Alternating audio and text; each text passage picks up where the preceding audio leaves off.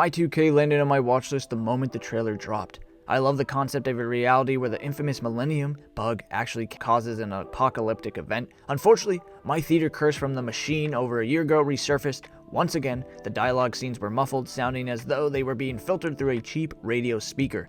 This time, however, the theater manager didn't gaslight me. With my friend backing me up, we convinced him to investigate, while restarting the audio didn't fix the issue. At least we left validated. Oddly enough, if there was a movie to experience with muffled sound, Y2k was it. Despite the technical issues, it was still a wildly fun ride.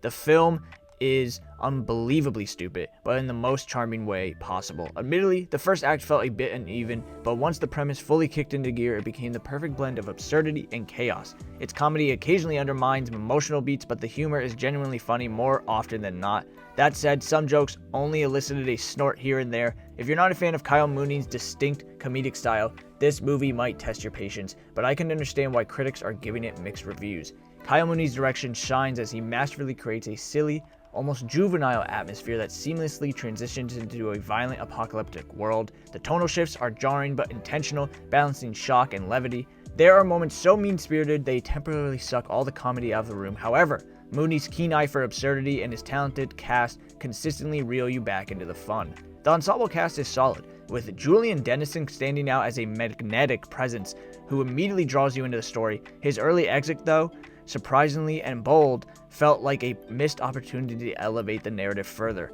Jaden Martell and Rachel Zegler both delivered decent performances, with Martell fully embodying his role as a hapless teenager. However, it's Daniel Zolgardi who steals every scene he's in. His character's death, spoiler alert, is not only one of the most hilariously memorable of the year, but is rivaled only by Eduardo Franco's shocking demise later in the film. These moments capture the chaotic, anything-goes energy of Y2k.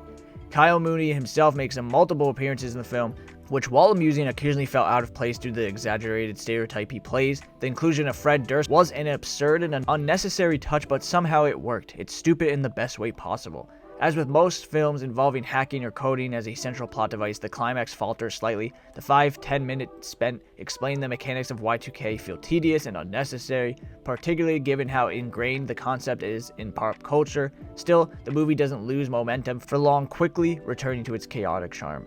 Practical effects play a huge role in Y2k's success, with gruesome kills and over-the-top action sequences that feel tactile and visceral. While the comedy can veer into goofy and cringe territory, it's undeniably entertaining.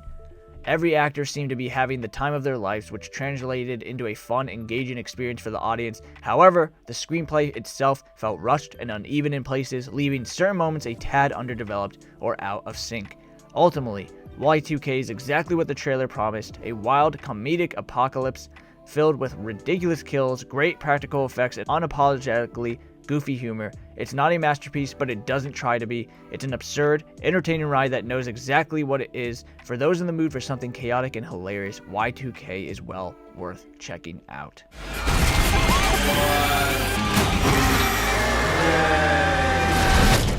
Think they'll still do graduation? Tune in every Friday for new movie videos. Please like, share, and subscribe. Comment down below what other movies you would like me to do videos on. Thank you, Mom, for editing the scripts for my movie essays. I appreciate you. Till next time, thanks for watching. Catch you on the flip side.